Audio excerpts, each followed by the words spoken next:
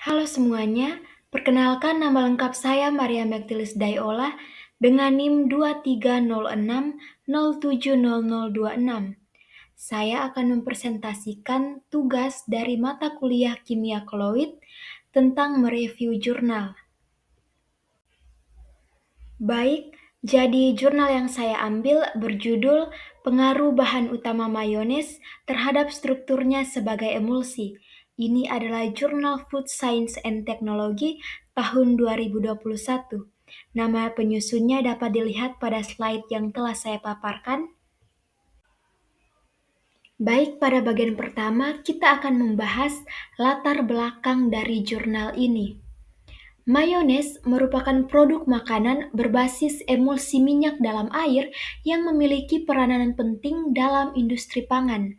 Dengan meningkatnya kesadaran konsumen akan kesehatan, muncul permintaan yang tinggi terhadap produk-produk makanan yang lebih alami, rendah lemak, dan rendah kolesterol. Hal ini yang memicu kebutuhan akan reformulasi dalam produk-produk tradisional seperti mayones.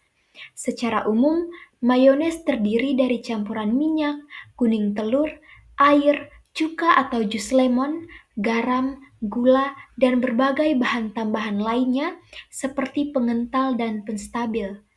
Setiap bahan memiliki kontribusi signifikan terhadap karakteristik akhir produk, baik dalam hal stabilitas, tekstur, maupun atribut sensorik.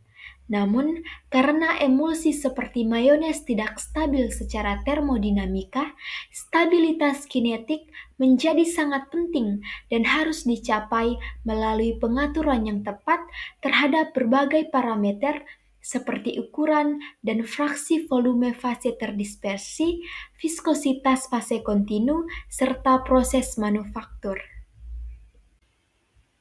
Baik, yang berikutnya adalah tujuannya.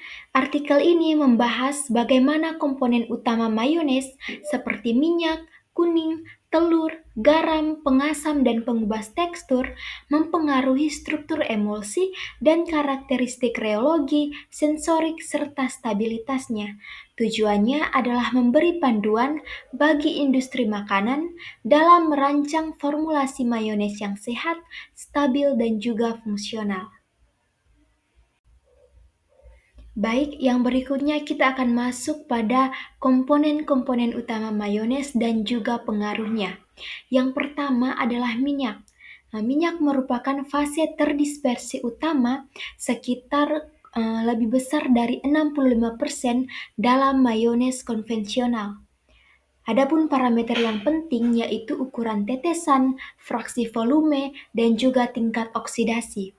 Pengurangan kadar minyak itu dapat menyebabkan penurunan viskositas, konsistensi, dan juga stabilitas. Dengan pengurangan kadar minyak akan meningkatkan indeks aliran yang akan mengakibatkan tekstur dari mayones ini lebih encer. Dan yang berikutnya adalah ketika ukuran tetesan kecil itu menyebabkan luas permukaan menjadi lebih besar dan interaksi antar tetesan meningkat sehingga viskoelastisitas lebih tinggi. Dan yang berikutnya adalah volume fase minyak yang tinggi, yaitu lebih besar dari 0,6, penting untuk mencegah creaming, tetapi di atas 0,85 bisa berisiko penggabungan tetesan atau coalescense. Baik, yang kedua adalah kuning telur. Kuning telur merupakan sumber utama pengemulsi, yaitu berupa lipoprotein LDL dan HDL, fosfolipid, dan juga lecitin. Ini berfungsi untuk membentuk lapisan pelindung di antar muka tetesan minyak atau air. Stabilitas jangka panjang dipengaruhi oleh yang pertama, konsentrasi protein aktif permukaan, dan yang kedua, komposisi protein antarmuka.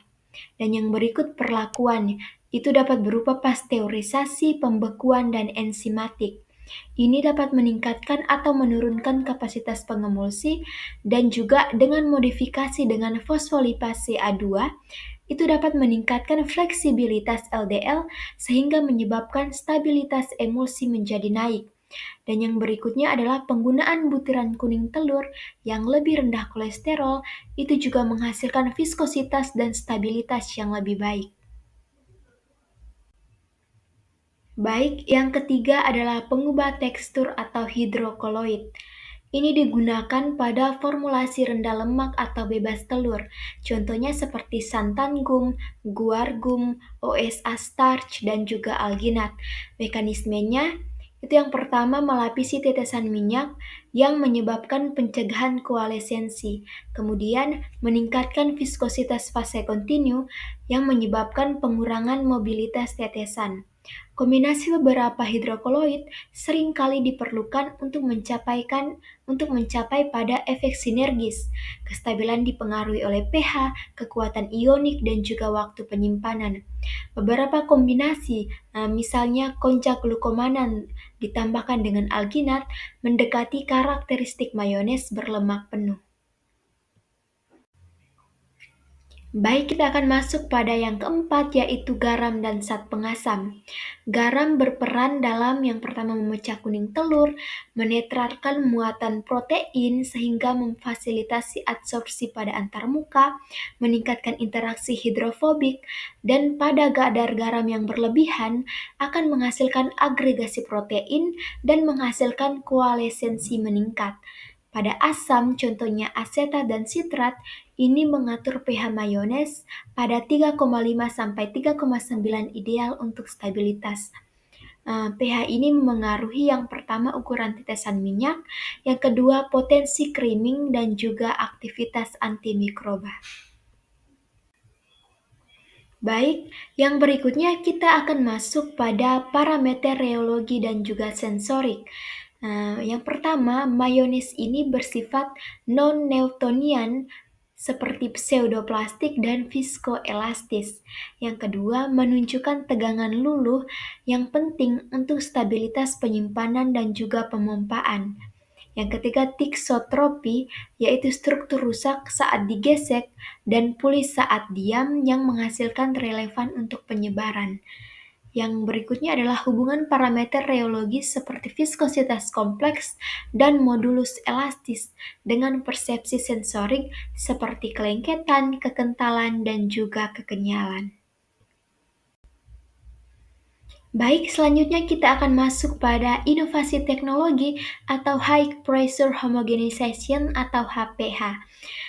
High Pressure Homogenization digunakan untuk menghasilkan distribusi tetesan minyak yang lebih halus dalam emulsi.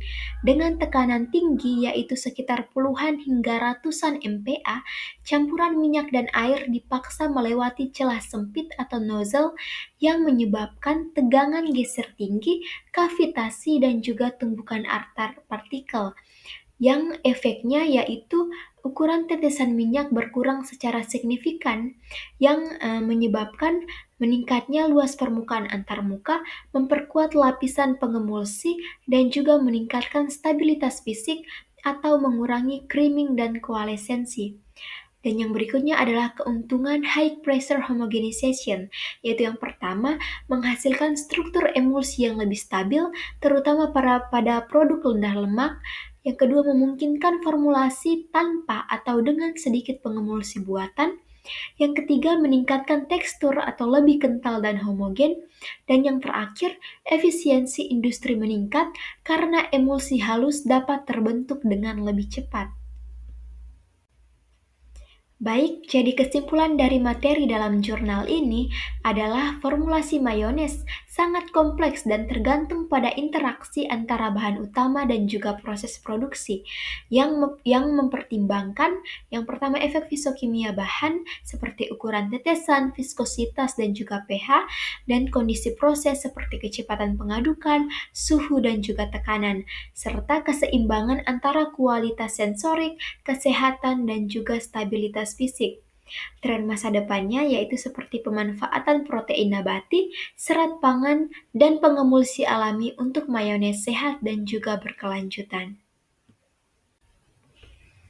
Baik, demikian presentasi dari saya.